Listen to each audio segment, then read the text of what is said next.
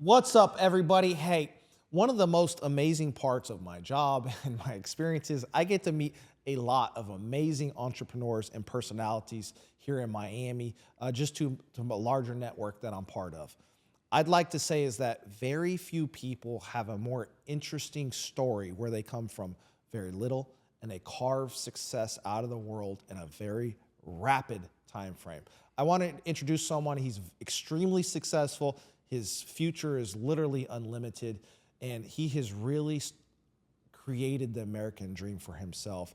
I want to introduce Ceddy, who's in the house. Man, here's the floor, and just, man, tell him your world, man. Let's hear it. Thank you, bro. That was a great introduction, to be honest. In my head, the job is not done, right? So I don't even see myself as that.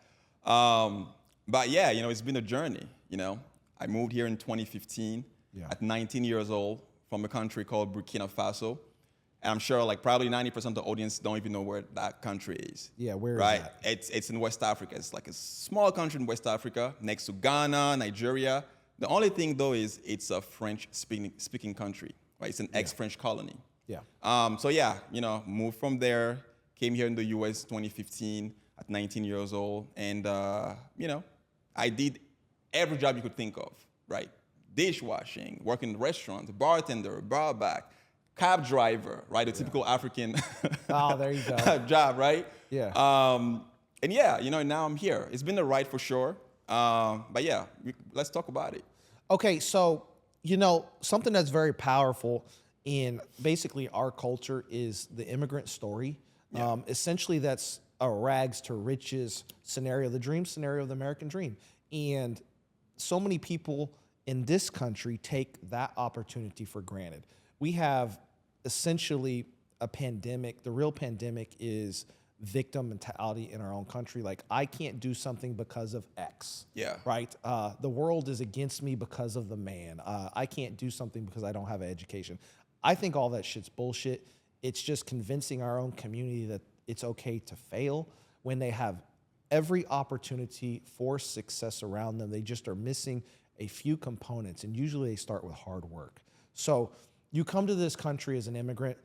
Where did you start, man? Did you just hit the lotto and end up tall, dark, and handsome here? Or did you just have to scrape success out of nothing? Like, how did you get here, man? Because a lot of these people have no idea where you're at. And if you don't know, he's really at a high position in life. He is a 001 percentile human on the planet. He makes more than $750K a year. So this guy right here makes more than a neurosurgeon every month does in a whole year. So that's extremely successful. So break it down to us. Where'd you start, bro? Like the gritty. All right, so here's the thing. I land here January 8th, 2015. Yeah. No English, no college degree, nothing, right? Got here with a suitcase, $800 and a dream. That's all I had. The next day, luckily, I get a job at a restaurant, right? And I was lucky enough to find this guy who was like, oh, you speak French. You don't speak any English. It was French.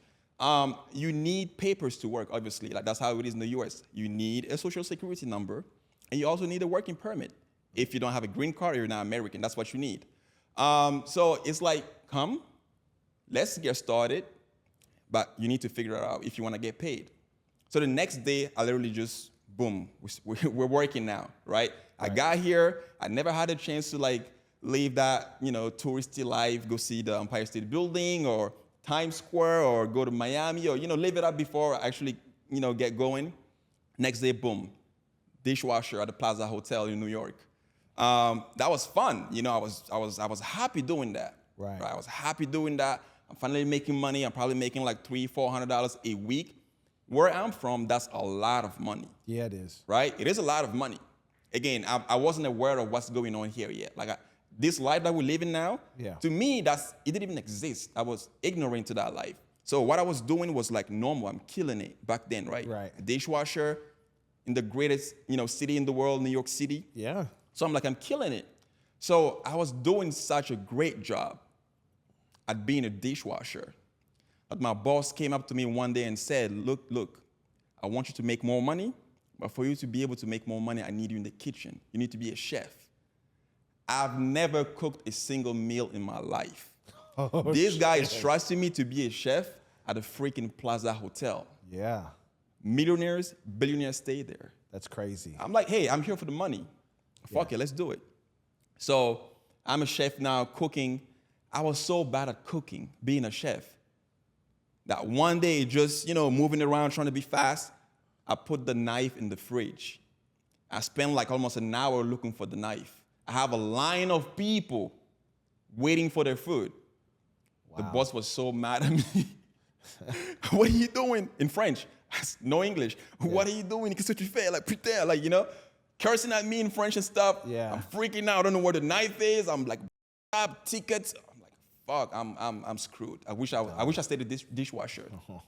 He opens the fridge, he sees the knife there, and it's like, wow, just go pick up your shit and leave. That's the best thing that ever happened to me, right? Yeah. So I get out of there, and at the time, I'm also going to school to learn English because, again, my first language is French. So I'm going to school to learn English, and I'm landing jobs left and right. Whatever I can do, I'll do it to make some money. Sure. Because I got to send money back home, right? Okay. I'm 19. They're counting on me. Back home, my mom, my dad also, he passed away in 2018. But, back then, not in 2018, in 2021, he passed away. So, they were all like, yeah, we need some money, So I got to work and, send money. And so I was like, fuck it. So in the school I was going to learn English, I met this Mexican kid that's he was a chef at a German club. It's called Reichenbach Hall. It's a German beer hall. So it's like, you can come, you can be a dishwasher. So I got there again, the best at anything I ever did. Dishwasher, let's do it again. Boom. And the manager's like, oh yeah, you're good. You need to come on the floor, Even though I sucked at speaking English, I was trying. Right. I was trying. I was giving my best. It's like, we need you on the floor. So I got on the floor as a food runner. Next thing you know, I see people behind the bar flipping bottles, getting chicks, like, oh shit, okay, this sounds good. I can be behind the bar, taking shots with people. Oh, having a good time. Exactly, have a good time, talk to women. I was like, oh yeah, let's do this. So I literally go and I sign up for a bartending class. Now I'm a bartender, I want to be a bartender. They're like, right. Come behind the bar and be a bar back. So a bar back essentially is someone it's like an assistant to a bartender. Sure. So I'm behind the bar, wiping things, making drinks here and there, learning and stuff. And then the owners, they happen to literally open a new restaurant across the street.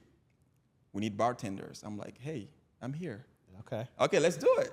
So that was my first bartending job. I get in there, boom, I'm a bartender now. I'm like, yeah, now I'm making more money. Sure. Things are great. Now I start, looking online. I start seeing people making money, like more money than me. And then I work, talking about making money online and stuff like that. I'm like, hey, I'm all about money. Like, I need to, and also one thing I realized is there is no way I can keep doing the job I'm doing while I'm 60.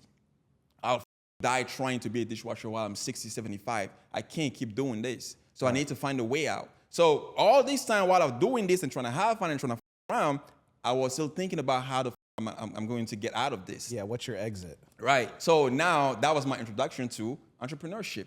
Okay. So now I realized that, okay, I'm at the bar getting people drunk. Now they talk easy. Yeah, right? Getting people drunk, getting wasted here and there. Oh, no, come on. Literally, yeah, that's getting wasted. And also, I want to build the business, right? Now, I got introduced, while being a bartender, I got introduced to affiliate marketing. Okay. I'm like, okay, cool, affiliate marketing. What year is this, roughly? That was in 2018. Okay. Yeah. So 6 years ago, about. 2018. So I'm like, oh, cool, this is something I can do. And I also see Forex. Oh, like, okay. Oh, they're talking about currencies and stuff, like, money. I'm like, yeah, this is something I could do. Because I studied back home, I was in a scientific, it's a French program. They call it Bac C, it's the baccalaureate C, it's scientific. So I'm like, I've always been around numbers, I can do that. So I find a freaking scamming school in Brooklyn called OTA. They ended up being sued years later. They're like, it costs $23,000 to do that. Okay, cool. How am I gonna get $23,000? They're like, yeah, you don't have to get it now. You can just pay little by little. I was literally getting all my paycheck and giving it to them. Yeah. I never even traded a single day. I was literally on the simulator the whole time. So and then the thing also is like, I'm a social person.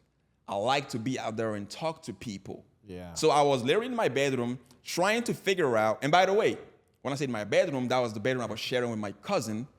Okay. That, you know, he also got in the US, and I was like, oh bro, let's just do this, right? Yeah. So we were literally sleeping on a it was a I don't know, it was smaller than a queen size bed. I don't know if it's a full or twin, whatever the fuck that was. Yeah. It was a smaller bed than a queen, but we had to share it, you know, no. both of us.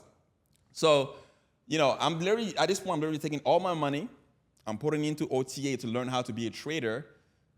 But then I didn't like it. The fact that I've always had to be in my room and stare at a chart, trying to figure out where the price is going, whether it's going up or down. I'm like, I need to talk to people. Then I'm like, maybe real estate. I also see. At this point, I'm trying every single thing under the earth. If you tell me this thing is making money, I'm like, fuck it. Try it. Sure. I'll give it a shot. Right? I'll give it a shot. It got to the point where people around me were making fun of me. You're so gullible. You like just chill. You have a job. Just, you know? Yeah. I'm trying every single thing. Right? And while doing that, behind the bar, now I'm working. I'm working like 10, 12, 14 hours sometimes behind the bar. I don't have time to really focus on really what I want to be, an entrepreneur. I don't have time to do that. So I get the greatest idea in the world. I might be an Uber driver, right? And what's their marketing, what's their USP, unique selling point? You can be an Uber driver, it's flexible, right? You can literally Flexible work from schedule. yeah, exactly.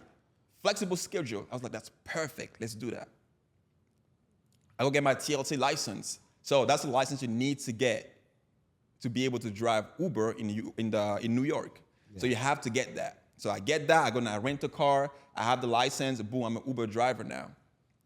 The issue with being an Uber driver, and I'm sure anybody who ever drove for Uber can literally agree to this, is that it makes you, I don't want to say lazy, but it gives you some type of confidence that's like, oh, you know, I can just chill and just do nothing. And like the 30th, the last day, like the day before the last day of the month, when my bills are due, I can literally get out there and just drive for like 26 hours and make all the money. And I was doing that. That would literally, I was chilling now. I was like, you know, I can chill. I have a car. Yeah. You know, I'm feeling myself. Again, I'm still in the fucking delusion that like, yeah, I'm living the American dream, right? I have a car in the US. Me? Like, I have a car in the US? That's crazy. I'm rocking it. I'm killing it.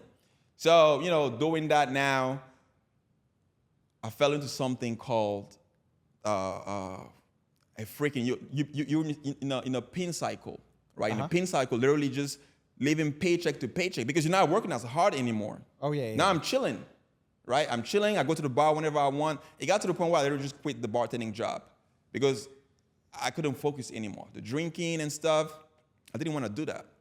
I hated being a therapist for people. They want to come and tell you why they divorced. Oh. They want to come and tell you their wife is cheating on them. I didn't want to do that. So I quit. I'm an Uber driver now. Driving. Now I find myself in a place where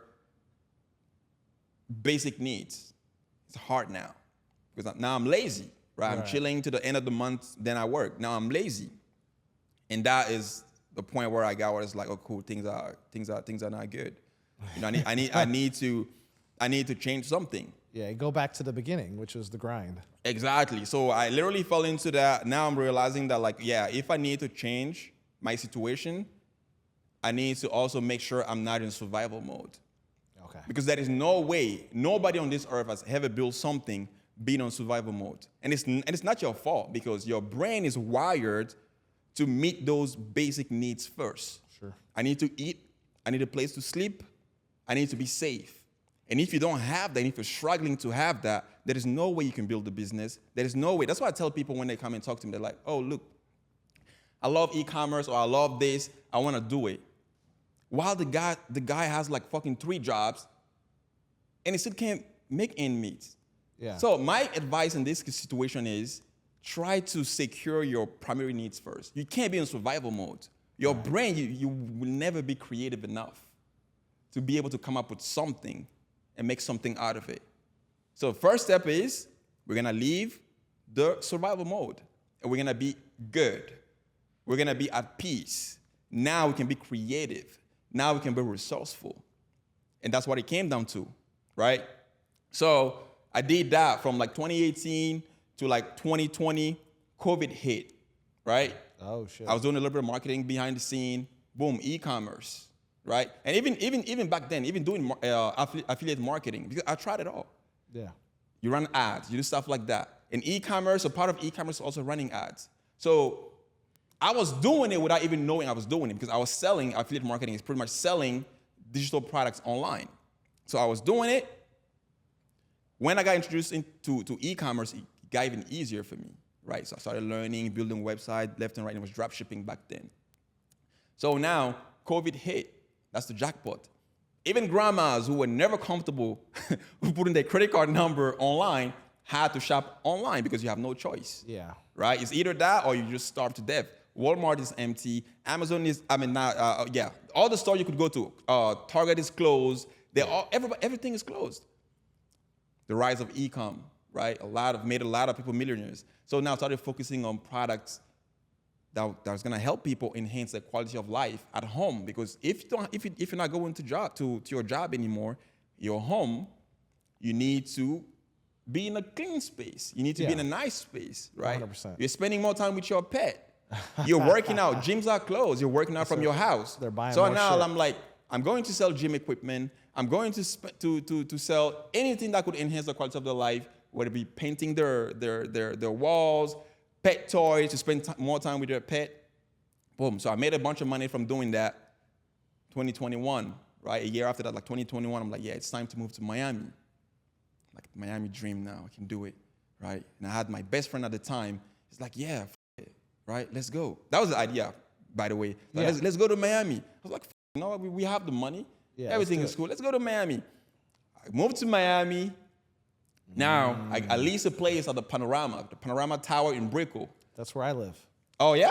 Yeah. Oh, fire. The tallest building in Miami. I live at the top. Oh, nice. You got it. I was on the 49th floor. Okay. So I was there, living life, 2-bedroom, nice, comfortable. Yeah. Started to meet people in the building, meet people outside of the building.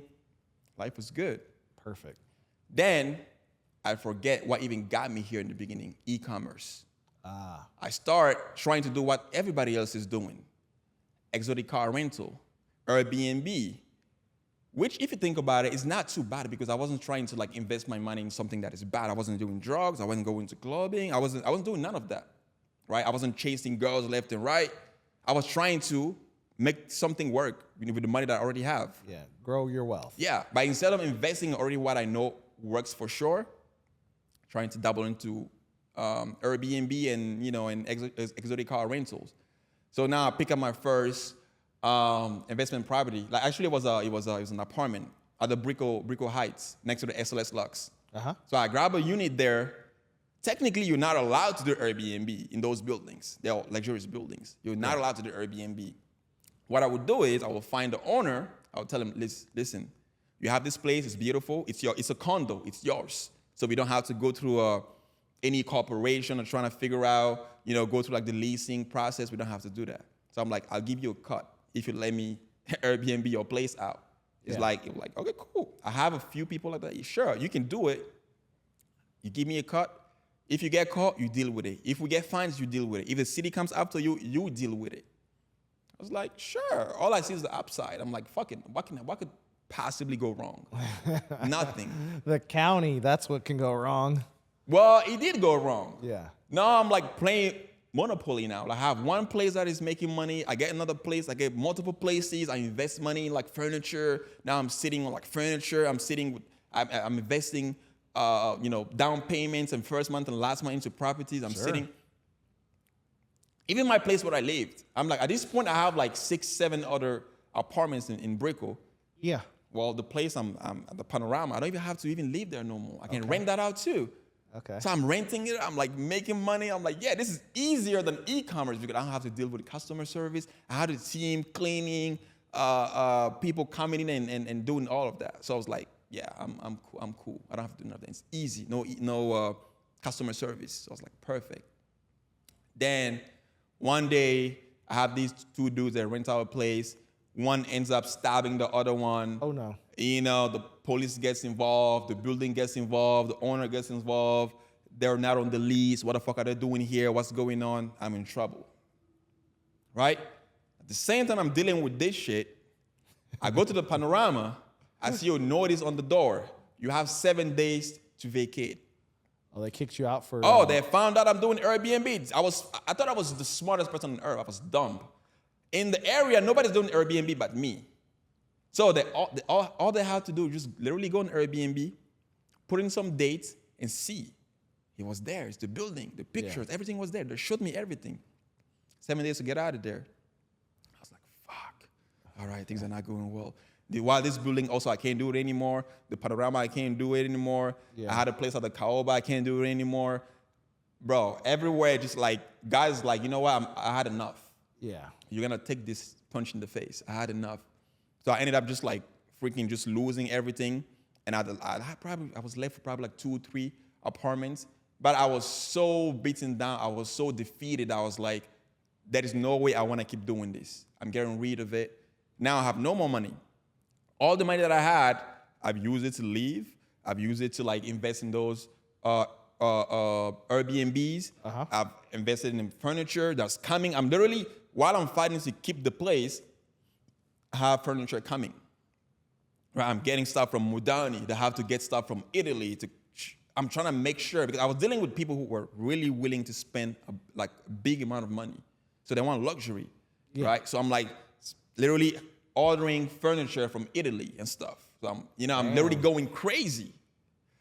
Yeah. So ended up just wasting a lot of money doing that. Rock bottom again. There you go. I have to start from scratch. Okay, so the Airbnb. So you come here, you get down to hustle. E-commerce basically starts your journey. You try to continue to grow it. You use Airbnb.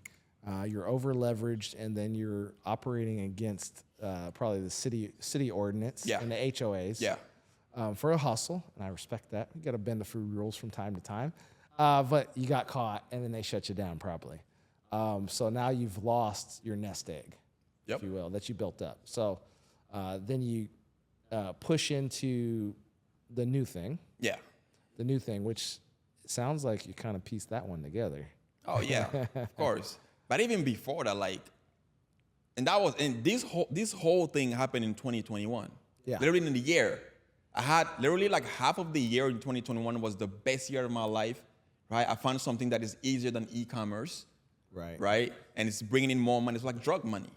It's easy because there's no competition legally allowed. Yeah, exactly. I had no competition. I was probably the only person who had the balls enough to literally go ahead and do it. Yeah. So I was like, fuck it, no competition. Yeah. But then, I ended up losing everything. So I'm like, I can't count on nobody.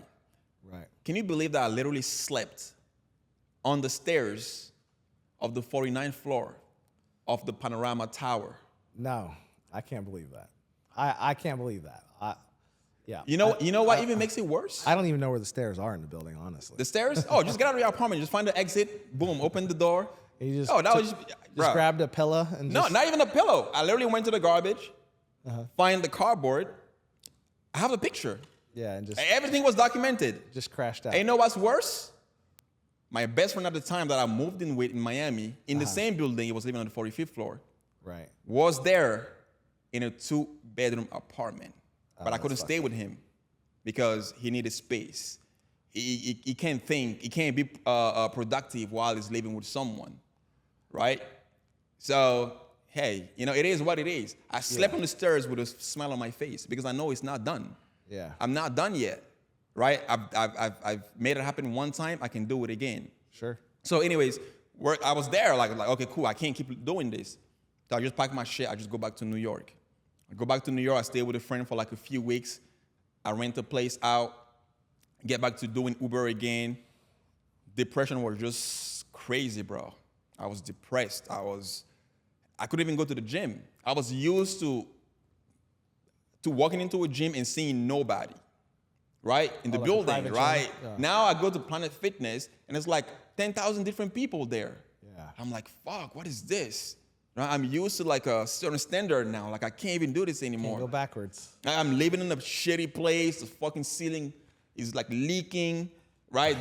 You can't shit for like 3 days because the bathroom won't flush and the freaking landlord won't come after. Bro, I was just like, what the fuck is this? Yeah, it's crazy. Depressed, bro. But I'm like, I have to eat. So I'm doing this Uber thing again. I did it, survival mode, bro.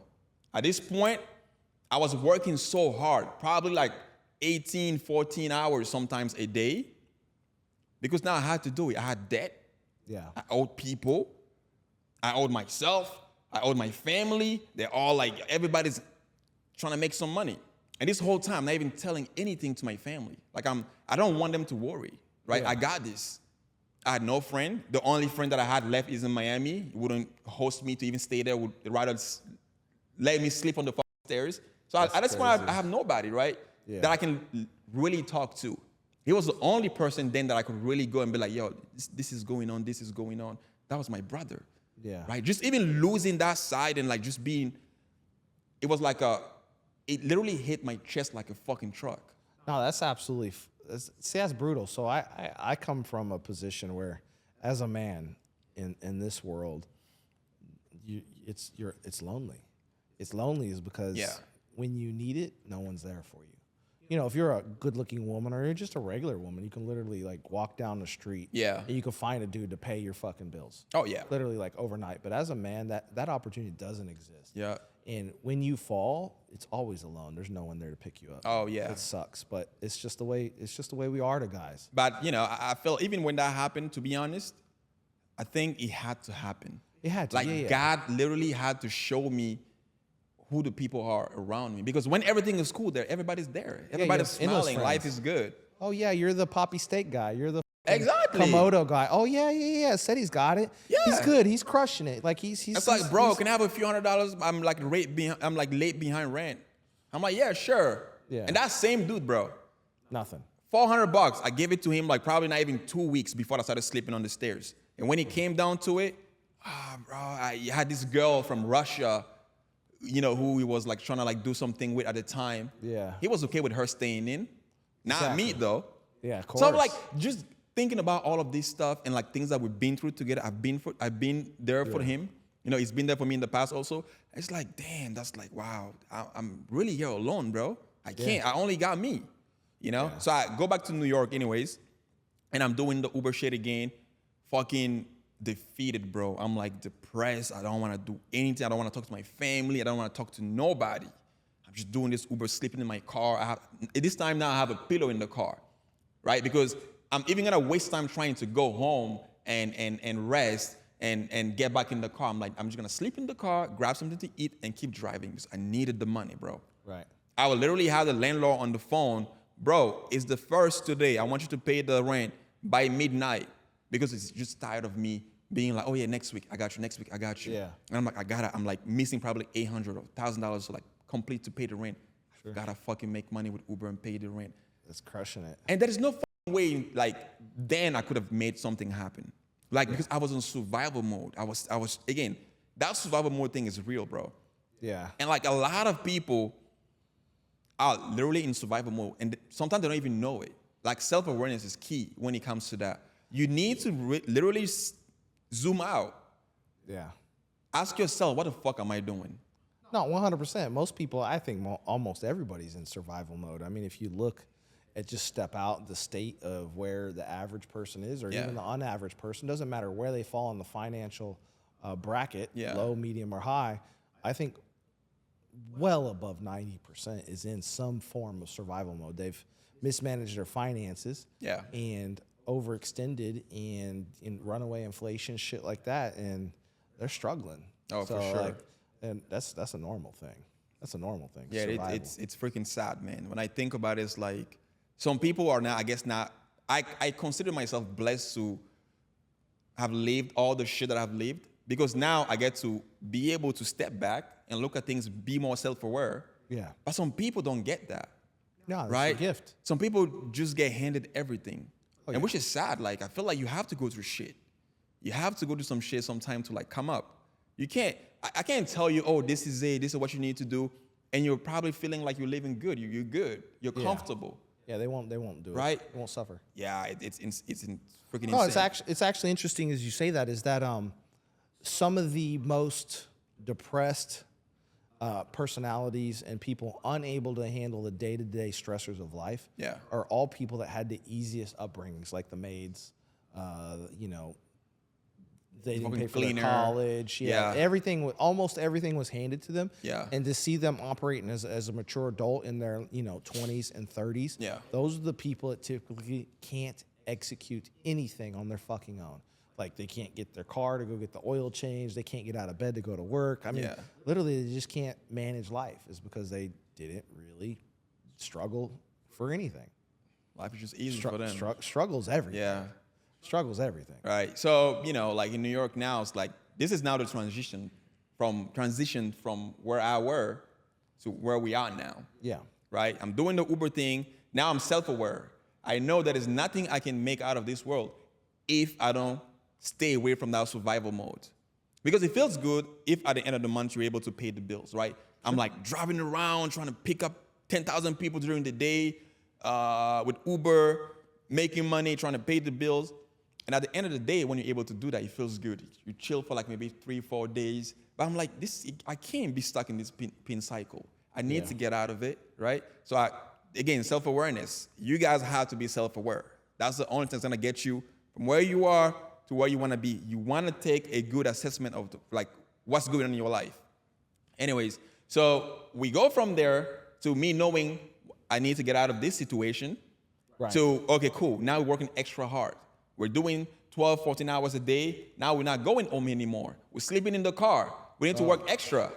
Save time. So exactly. You gotta save time. It's like a dialer that never drops the phone. Hell yeah. I have my toothbrush in the car. I literally have people laughing at me driving by. Like, look, what the fuck is this guy doing? Like brushing his teeth on the side of the road.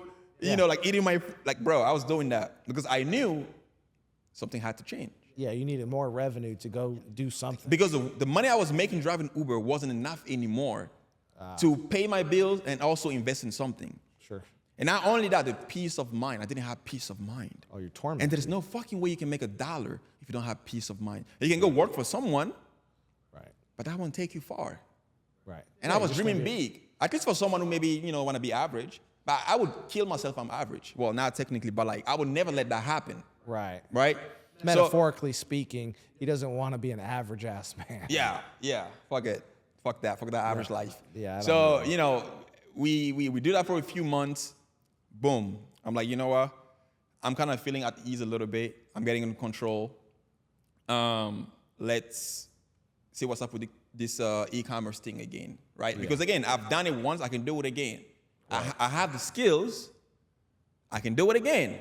Right. Fuck it. Let's do it again. I'm doing it, it took 2 months for me to see any real money. I was having an order here, 2 orders there, blah, blah, blah. And that was with the rise of TikTok Shop. Freaking gold mine, bro. Anybody who's on the sideline right now and is not on TikTok Shop, you're doing yourself a disservice. Get on TikTok Shop.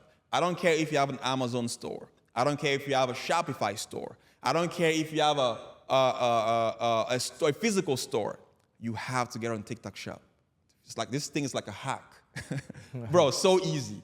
Yeah. So I took advantage of that. And when I started my TikTok Shop journey, actually, and again, this is all, it's just a platform. It's instead of selling on Amazon, I'm selling on TikTok Shop. Sure. Right? And I also have my Shopify store. I'm building a brand now. So I get into it. And at the time, there was no video on YouTube like now to show you what to do, how to do the affiliate marketing thing, how to talk with influencers, how to list your product, SEO, none of that. There was nothing. But people were still making money. So I knew those who were making money, they were hiding something. I'll figure it out. I know it's going to be hard for me, but I'll figure it out. Yeah. So I did that. Put the whole shit together, no team, only me. What were you missing? What was the component that you were missing? I think what I was missing was just let the time do its thing. What do you mean, mature? No, I knew I was on something good. Uh-huh. I just had to be patient enough and I was convinced it's gonna work. Right. Now I only had to just fucking shut my mind down, right? Not negotiate with myself because I'm sometimes we tend to negotiate with ourselves, right? Yeah, 100%. I don't want to do this. I don't want to do that. Just do it. I know it's gonna happen. Uh-huh. But me wanting to go to YouTube, for example, was to okay, how do I list the product and make sure I have a good SEO going so people can search for the product and find it, Sure. right? If I'm not spending ads. There was no video on that. Here's the thing, TikTok Shop is based on affiliate marketing pretty much. You have content creators that they call affiliates that make content for your product or your brand, and in return, whenever they generate a sale, you give them a commission. It could be 15%, it could be 10%, it could be 20%, whatever the fuck you want to do. It's on you. But the thing is, that's the incentive there. They get a sale, they make money, you make money, everybody's happy. Now, how do you put that together? Right. That's the interesting part. That's what I was looking for. There was no video out there like showing how to do that. That's the peanut butter and jelly. I had to find that out. And I did, right? I figured out whatever, it happened. So now, again, from the day that we launched, January 1st, 2024, this year, Right. it took like 2 months, roughly, to that 10K day. 10K day. Yeah. It got to a point where I was in bed doing the same thing every single day, just waiting for that day to come. I was convinced that it was going to be here. It's coming. It wasn't far. Because we're getting 2 sales a day, 5 sales a day, sometimes no sales. But I knew we had a good product. I knew the product had potential, right, as far as content creation, because a lot of people go and find products. For example, this water bottle. I want to sell this coconut water. The way I would think about finding a product is I want to go ahead on the marketplace and look for a product. Not only does it have to be a good product, obviously, people want to buy it because it's good, right, but it has to have the ability, right? It has to be able to be a product that people can easily make a video of. Okay. That's why I only focus on before and after products, right? I can tell people, oh, this perfume smells nice. Now they have to believe me to buy it. Right, there's no proof. But no social proof. Exactly. But if I tell you, watch, before, boom, after. Yeah. Before, look at my hair, before, and then 2 seconds later, after. It's visual. People buy more into that. So again, that's the tip right there. Yeah. Visual products. That's what I focus on. So I know we had something good, right? And again, my eye just doing e-commerce. So I'm like, yeah, we got something good. I was just waiting for that day patiently. I knew the work is being stored. It's not lost. I'm not making money now, but I knew it's coming, right? And again, I quit Uber. So the people that I was doing Uber with, bro, what are you doing? Are you making money now? How much money you made today? I'm like, I didn't make anything today. Oh, bro, I made $400 today, bro. And it got to the point where sometimes I was like, damn, maybe I should probably go back so the there. Uber drivers are talking shit now. Not to me, but they're thinking probably this guy is a dumbass. Right. Like, why would you leave this thing that's guaranteed, right, and go ahead and like stay home like pretending you're doing something? Because to this point, they don't know what the fuck I'm doing. Right? Not in my DM, like, bro, how do you do this? How do you know what I mean? But they didn't know. So I'm like, I believe in this thing so much that it's gonna happen. That $10,000 day is gonna happen. 2 months from the day we launched. On a Sunday, I was in bed, chilling. My phone is on vibrator. The phone won't stop vibrating. I'm like, who the fuck is calling me again? I'm like, just chilling. Like, oh, man, I'm not making no money. Thinking if I'm gonna like literally just get up and just go to work the next day, go drive Uber, maybe do the same thing, the both at the same time. Was it Stripe? It's vibrating. It won't stop. I'm like, what is that? Fuck it, let me just see. I take a look. I'm like, fuck, this is it. It's here. It's the big one. That day we're looking for is finally here. That day started like around like 4 p.m. We ended up making like over $10,000, like 10,000 something. Yeah. And changed that single day. I was like, wow. Now I'm pumped. I'm like, how do we fucking every day 10x that? Right? Now I'm looking at the creators, again, the affiliates in the TikTok world, who's making that happen. Now I'm talking to them, hey, listen, I saw you doing that. I saw you doing great. I'll give you more percentage if you pump out more videos. Right. And then guess what? They'll say yes, they'll pump out more videos. Now I'm like, okay, cool. I need to do this at scale. I can't do this alone. There are like thousands of creators on TikTok, online. For me to be able to talk to all of them, because my goal is to end this year with at least 5,000 creators. So I'm like, I need to hire a team to get that done. So I get a team together. I have like this Pakistani guy, this guy from the Philippines, and this other girl from the Philippines. So I get them together. I show them what to do. This is how you do this. This is how you do this. They've never heard of TikTok Shop before. Again, nobody's an expert at this point. It's new. I wasn't an expert. I tell them, hey, listen, we'll figure this out together. Just do what I say. If you find something new, just come back to me and report. We'll figure it out together. I'm like, made them feel like we're building this thing together, which we are, right? They're not working for me. We're in this together. They just get to get paid now, and I get to get paid later sometime, right? So, yeah, so they help out with that. We're doing that. Things just start building up, you know, and then now we're like making over a $250,000 a week. God damn. $250,000 Yeah. fucking week. So about $1 million a month. Yep. 7 figures a month off of before and after beauty products from TikTok. And you know what's Shop. crazy? Is that right now we're on phase 1 right now. There are 3 phases in this whole thing. At least the way I set up my business, there are 3 phases. We're not even running, we never ran a single ad. Yeah. Never for the products. At the scale we're going, bro, it's insane. Yeah. When I first met you, we're doing like $150,000 a week. That's crazy. That was 2 months ago. It's crazy. The only problem we have right now is just fulfillment. Like, I'm not fulfillment, the supply chain. We don't have enough product to give to people. That's a good problem. We're selling out every 4 to 5 days. That's nuts. That's the only issue we have right now. So right now I'm in talk with my people in China, trying to figure out how we can, like, you know, make their factory even bigger. I'm ready to invest in their factories to like expand it, so we can, you know, be able to like really go as far as possible. That's crazy. Yeah. That's crazy. So,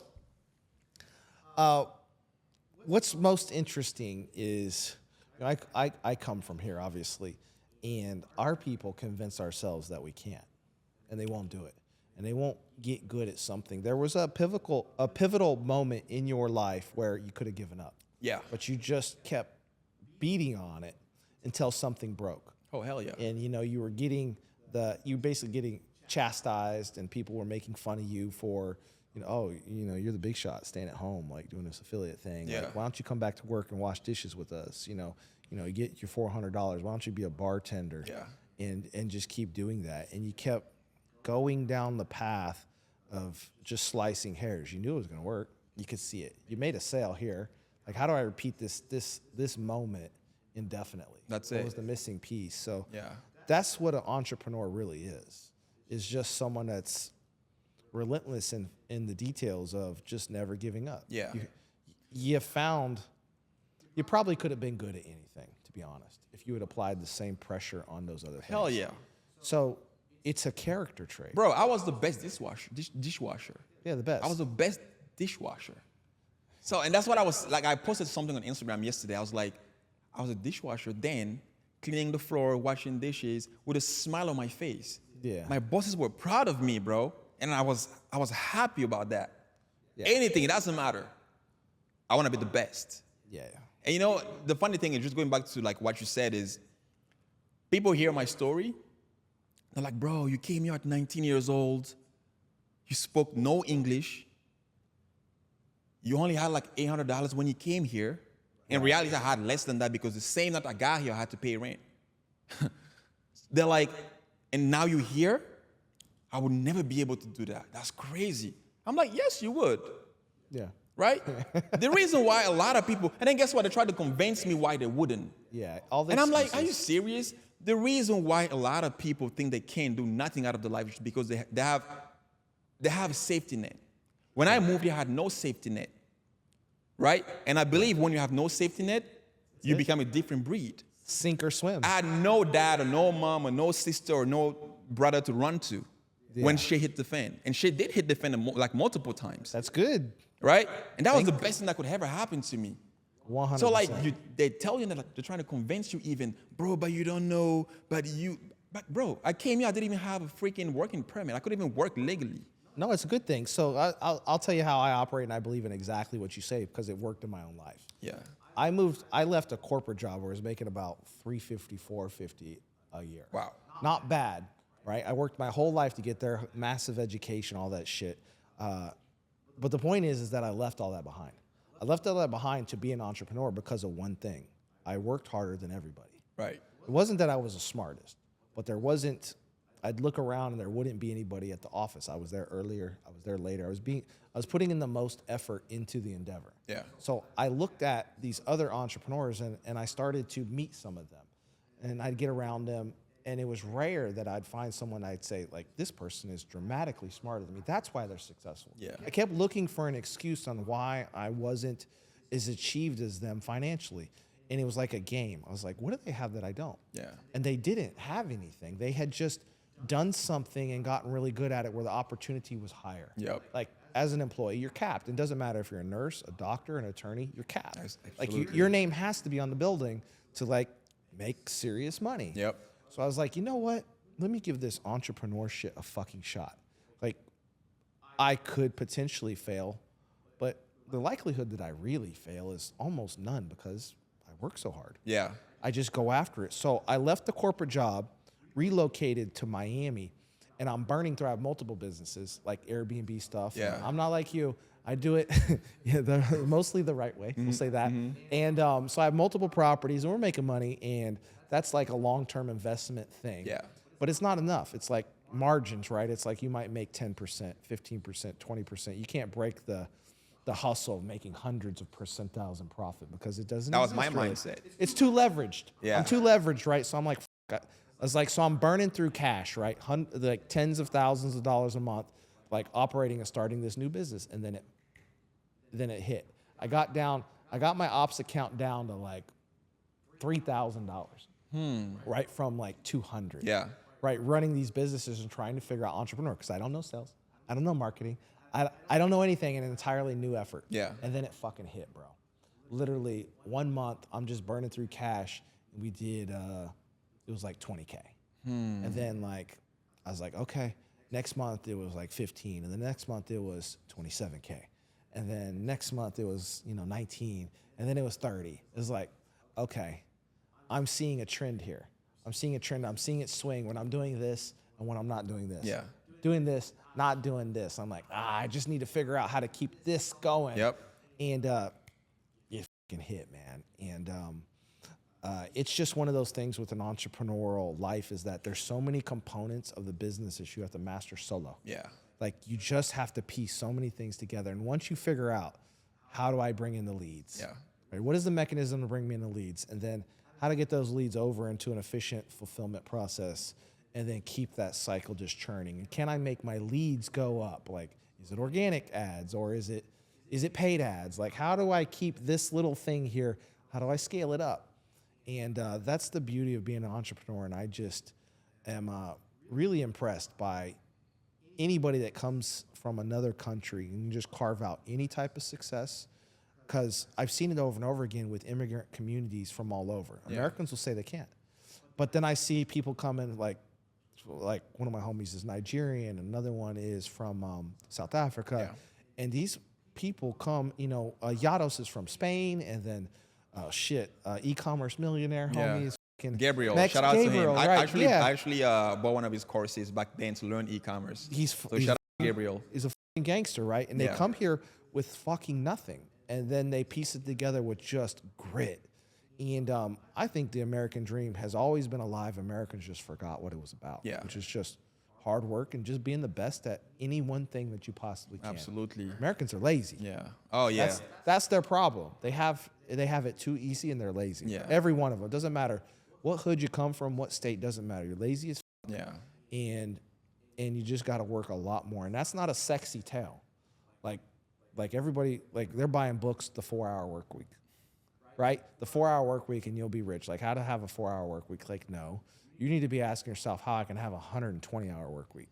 Like what does it take to just learn more faster than everybody around me so that I can be the top of the hill? Yeah. Like now I believe the U.S. is like one of the greatest, if not the greatest countries in the world.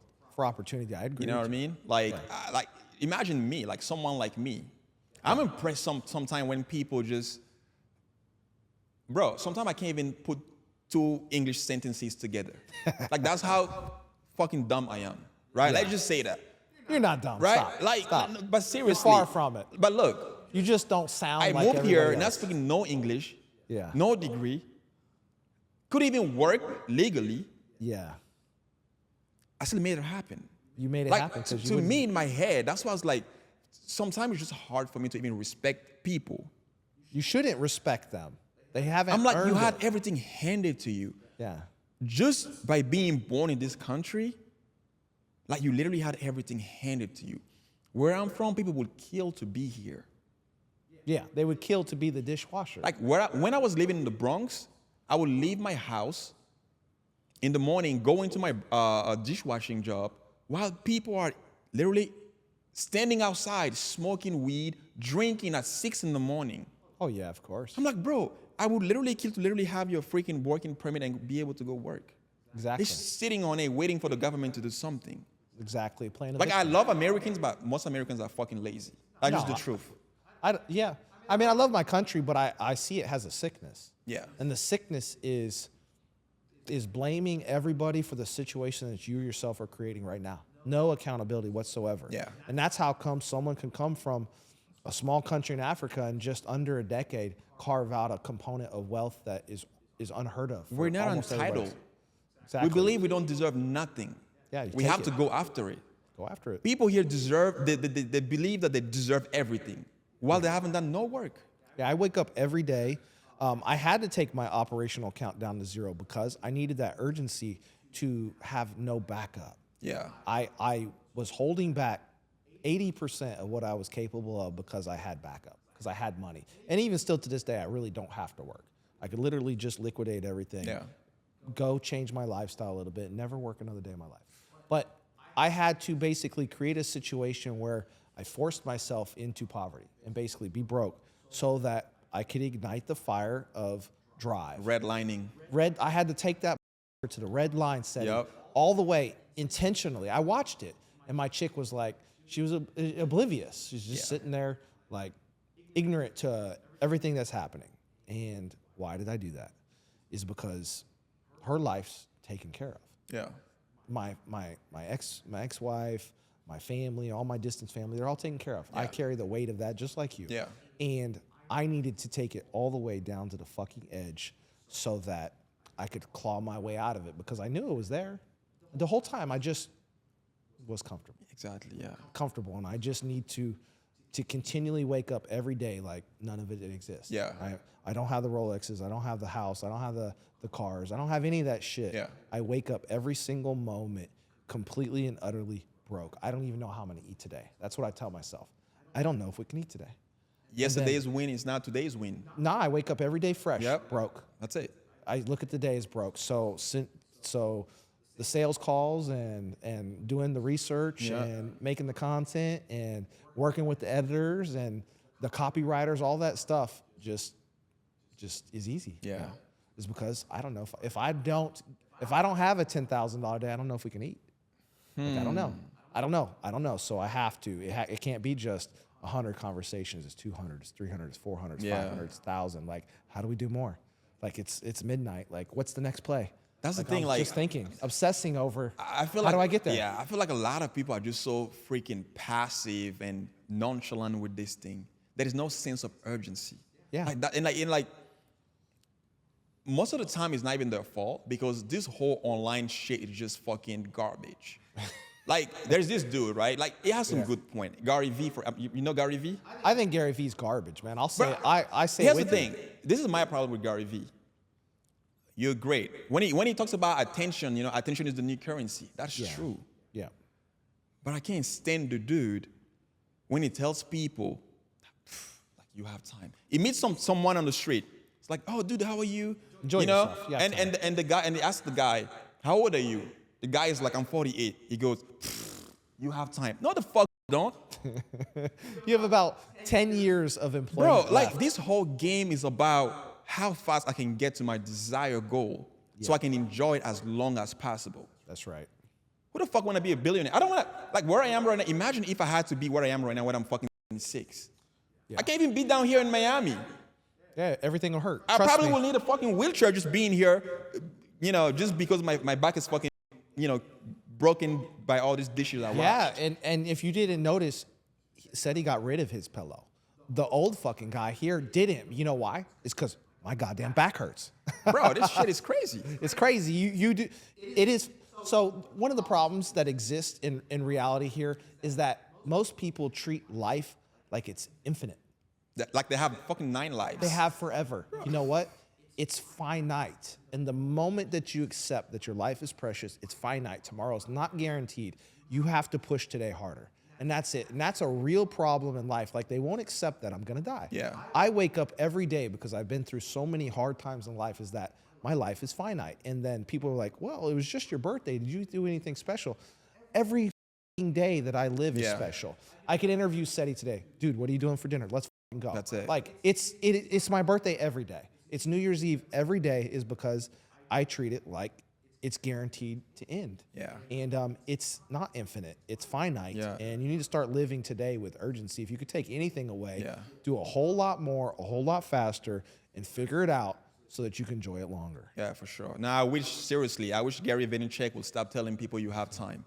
Yes, I mean, you could be 60 years old and like, right, I had this guy ask me the other day, it's like, oh, you know, I see you doing good. It's like 56 or 57, I can't remember. Do you think I still have time to make something happen and be successful? I'm like, yes, but you need to have some sense of urgency. Yeah. And it doesn't matter whether you're 18 or you're 56. That's why I can't stand this Gary V guy. Dude is telling people that, oh yeah, you have time. Bro, you don't. You need to live life like, okay, this is it. I need to make some shit happen. I need to get whatever success means to you. Yeah. Find it.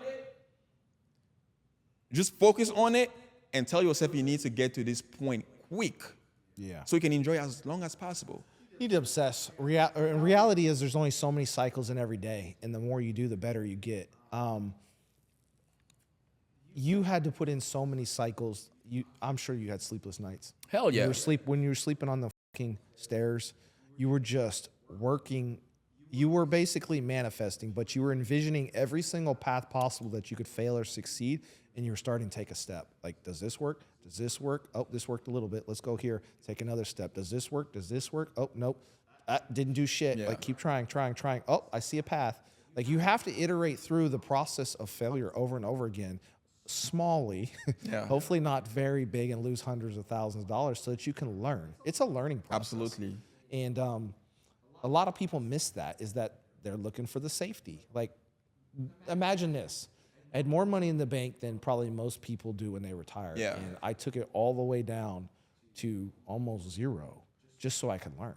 Yeah. It was to force myself to learn the hard lessons. Yeah, some Like, it had to people happen. some people are looking for either the safety net, right? The safety, whatever, or they're just looking for the secret sauce. Yeah. Right? Because like I believe that most human beings are smart. God is fair. Yeah. God is a fair God. Most human beings are smart. And that's the problem. Too smart. Too smart. Too smart. Because success is literally the simple things that everybody ignores. Right. They think it's just big, massive things you gotta do one time and then that's it. It's now you're not. rich.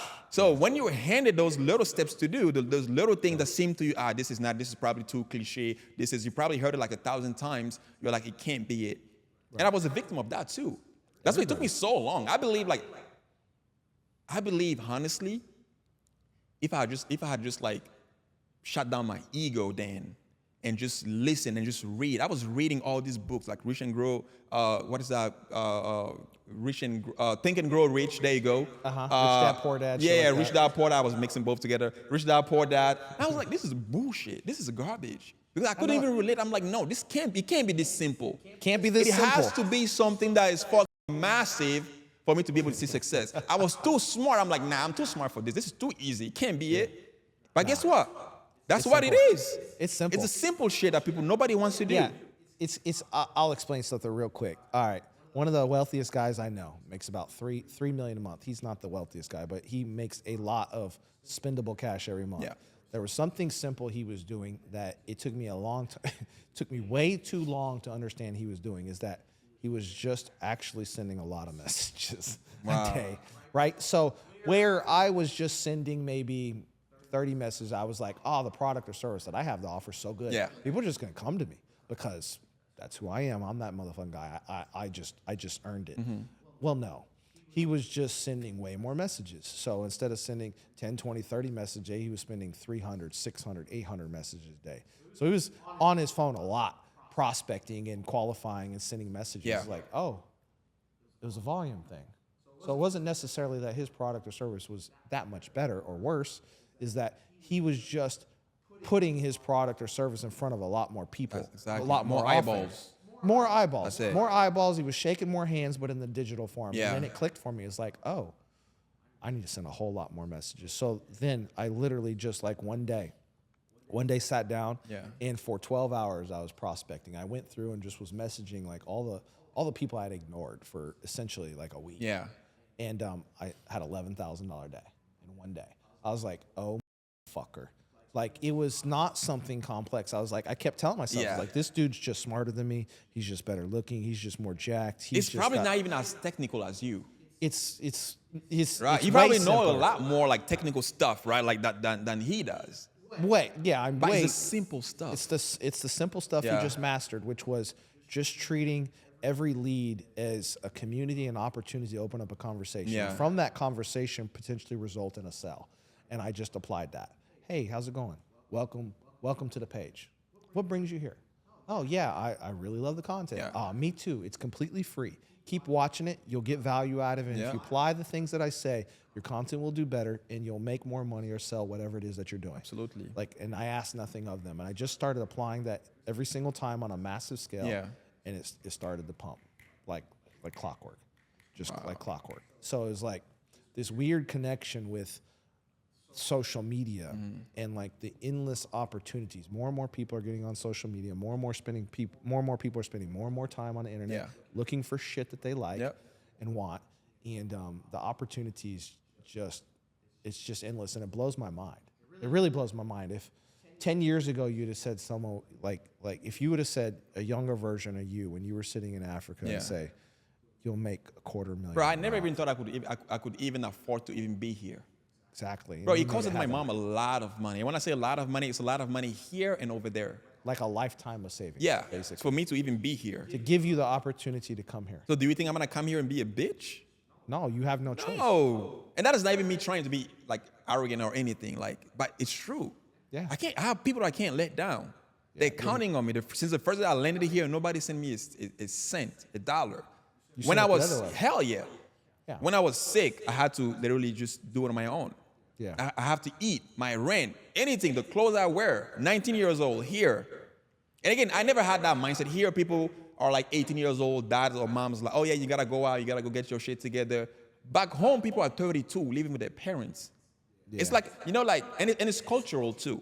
Yeah, it's the family unit. You never leave the family. Yeah. So I never actually learned how to do things. I had to come here and learn how to fucking cook something and eat. As a chef. Right? Because that's crazy. Back home, the woman does that. Yeah. Right? My sisters would do that. My sister would wash my clothes. Yeah. Right? And it was normal. It wasn't luxury, but it was like just the flow of things. It's just how we grew up, just cultural. Yeah. Right? But I have to come here and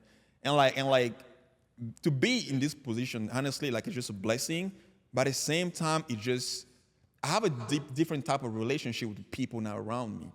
Sure. Right? Like I hate when people tell me like, oh yeah, you're doing good. And it's mostly, I hate when people that are not doing as good as me tell me that. Yeah.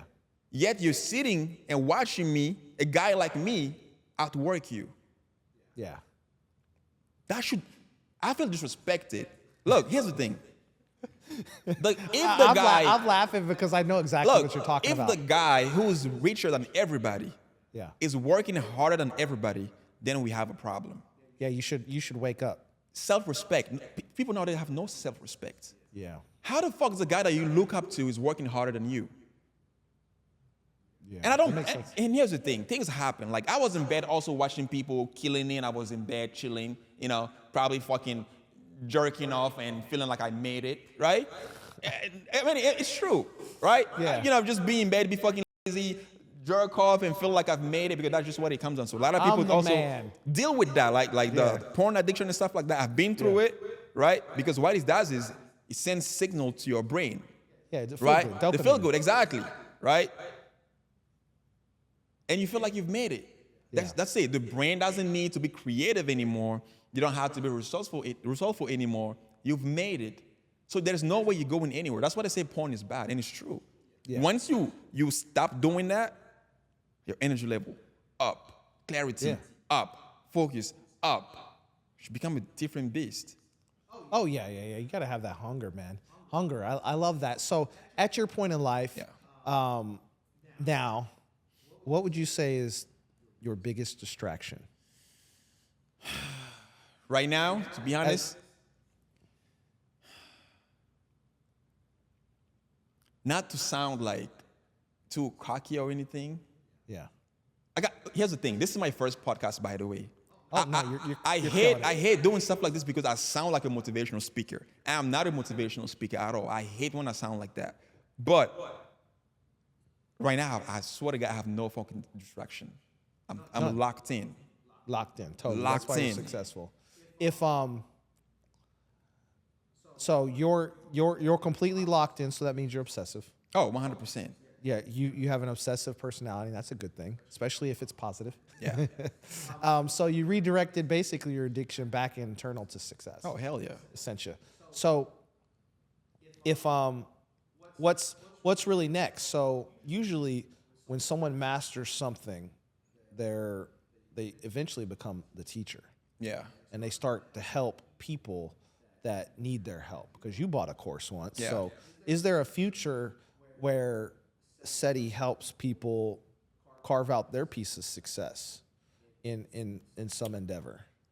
To be honest, I've been fighting this for the past 2-3 months. I have people asking me, oh, can you teach me e-commerce, or can you help me with this? And I don't know. I just hate being the center of attention. You know, I don't like that. And I also don't like something like, I don't know. Okay, just a little story, right? When I was in school, for example, back home, I was one of the poor kids in school, but just because of my personality, all the rich kids wanted to be around me. And I felt bad for the poor kids. You know, we're all poor together, but nobody wanted to hang out with them because they're lame, they're not popping, they're not that. Yeah. And I always wanted to be with those people. I literally snatched them up. Yeah, come, let's go. We're hanging out here. We're doing this. Yeah. So now maybe I'm wrong, but I feel like if I ever have to have a course where I'm selling people on, it's like I'm trying to separate myself from the masses, you know? To me, I'm just like anybody else. Right. I'm like, I don't, maybe I'm doing a disservice to people around me for not even teaching or not even helping out. But it's just hard for me to kind of wrap my head around me being the teacher now. Because in my head, I'm still that young kid from Africa running around and making shit happen. I'm not that special, if you ask me. But, I mean, it's possible. Yeah. It is possible. That's a good way to look. That's a very humble way to look at it. But in reality, is you really are. Yeah. Thank you. I appreciate it. You haven't accepted the reality of who you truly are. I've turned down, tens of thousands of dollars. But at some point, so it can't be about money. It won't work for you. Yeah. It's about their money. Yeah. Right? So out there is a person that could do affiliate. Yeah. They could make more money doing affiliation or e-commerce than they would ever make in their life in anything else. Okay, yeah. So I've had people that I've literally just hey, listen, this is what we're doing. You can make money doing this. We have a product that works. We have a brand. Everything is cool. You can just come in. I give you this if you make content, right? Yeah. And they're making $1,500, $2,000 a week, and it's helping them, I guess, in that sense. But yeah, I mean, it's possible. I might eventually, have to do some type of mentorship because here's the thing also. Right now, I feel like I'm not where I'm supposed to be. Yes, I'm making $1 million a month, but to me, that's it's okay. And that is partially because I'm around you guys. I'm around people that are making way much more. I'm like, I'm not The other day I was talking to Frank. I'm like, I'm making $1 million a month. He's like, I loan $1 million every single day because that's his business. Yeah. I'm like, fuck. God damn it. Yeah, I'm like, I gotta step my shit up. Yeah. Right? Yeah, and that's Frank's money. So too. my goal right now, which has been, I want to hit $2 million a week. And we're going there. Yeah. But even the team, everybody knows that. As a matter of fact, that's part of the question I ask anybody that I interview to join my company. Okay, I want their guard up. So I asked them, do you think, with what we have going on, the product, the potential, the systems we have in place, do you think we can hit $2 million a week? Mm-hmm. If I sense a drop of doubt, you're out. Yeah. There's no way you're coming in and working with me if you don't believe. Lie to me if you want to. Yeah. The second I sense it, you're out. Right. Yesterday I had to fire someone. You don't believe in the dream. I'm like, bro, we need to do this. We're at phase 1. We need to step into phase 2. It's like, I think you're going too fast. Perfect. I let him give me a rant for like 30 minutes. I'm like, yeah, that makes sense. That's it. You're done. Yeah. That's not what we're doing. Exactly. You're done. Yeah. And being delusional, some people might say, oh, you're trying to make $2 million a week. Being delusional is literally what got me here. No, that is doable. No way. You're doing $2 million, so it's not even 10x. It's possible, bro. It's possible. So it's very possible. It's just more. Yeah, but like when I set that goal, I was like, damn. Even to me, that was like a lot of money, right? It is a lot. Because of back money. then I wasn't making $1 million a month. I was probably making like $500,000 a month, or maybe $400,000 a month, which is still good money. But in my head, it's like I can't even wrap my head around making $2 million a month. So even to me, that was like, yeah. And I'm also, again, I'm self-aware. I'm a pro at that. I know I have to be delusional. Yeah. You have to believe in yourself to the point where it feels like you're fucking delusional. So I'm like, yeah, we're gonna do it. Now I talk about it like it's nothing. It's like it's done. We have the team, we have the product, we have the infrastructure to make that happen. Everything is done. Yeah, all the hard stuff's done. The time just hasn't caught up yet. Yeah. $2 million a week it's done. You'll see it. We'll probably do another podcast after when we hit that. Yeah, I already know. So the beautiful part about my perspective in life is I have just been around so much amazing and horrible things in my life is that I know when I see a star. Yeah. I know it without a doubt. When I run across the next Elvis or something, it's there. Yeah. It's done. So it's here already. So the future that you are obsessing about that some of your staff can't see, I already know is here. Oh yeah. Like 100%. You did the hard part, which was figure out a way to carve out your success and get to where you want to go. Yeah. I already know that. Yeah. So going from a quarter mil to 2 mil is just scale. And it's something that's very logical. It's not like you're bound by how many hours in a day you can put in. Yeah. It has almost nothing to do with you. It's your ability to build out the rest of your team and system. Bro, I haven't worked in like probably a week. I don't even know how much money I'm making right now. That's how crazy it is. I have an assistant that lets me know everything as well. I'm like, yo, is everything going well? Are we on track? Yeah, we're good. I don't even know what's going on. That's how it's supposed to be. You're supposed to be free. The beautiful part about an entrepreneur is you need to remove yourself from everything so that you can see the vision of the future. You know what the issue with that is, though? A lot of people remove themselves very soon. It's too premature. Yeah. I had to do every single thing in the company. I was doing customer service. I was physically packing orders, right? I was, listing stuff. I was doing every single department in the business I know how to do. Mm-hmm. So now I have a good idea.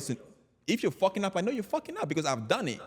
Right? I was literally like behind the computer acting like a chick. Hey, babe, how you doing? Because I sell beauty stuff. Uh-huh. Right? Acting like a chick. Hey, babe, how you doing? You don't like it? Maybe we'll send you another one. Maybe it's the size of the issue. Right. It's insane. I was doing that. So now that I have people doing it, now I know what type of return we need to get. From how many people they're talking to, how many people are pissed, how many people are giving us bad reviews, and how many people are left happy. Right.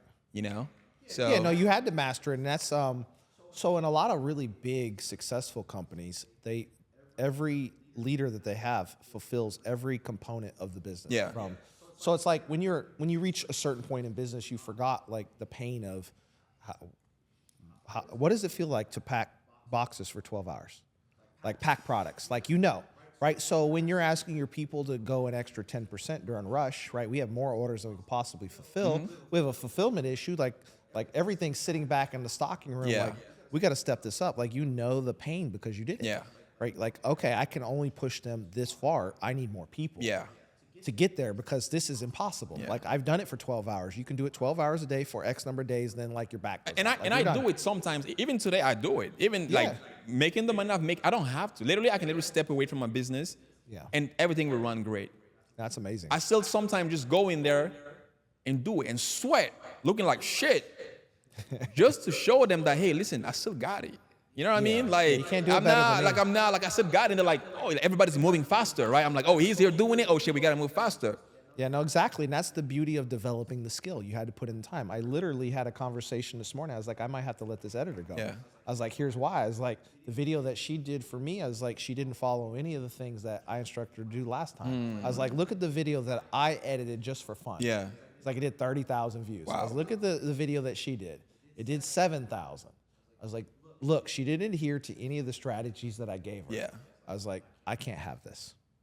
So either she's stupid or she can't pay attention. Yeah. But I know her skill in editing is better than me. I can't possibly, maybe I am better than her in 1 year than she is in 8 of editing. You know, skills means nothing. Attitude is everything. Yeah. You know? And that's the issue also with a lot of people. They just focus on the skills, on the skills, on the skills. Yeah. That's easy. Yeah, that's Even there's being a lot more to bartender, it. right? I was telling people just a simple example of being a bartender. Yeah. Anybody can read recipes and learn how to mix stuff. That doesn't make you a bartender. You know what makes you a bartender? People. The ability to make people to come at the bar, not because they want to drink and get drunk, because they want to see you.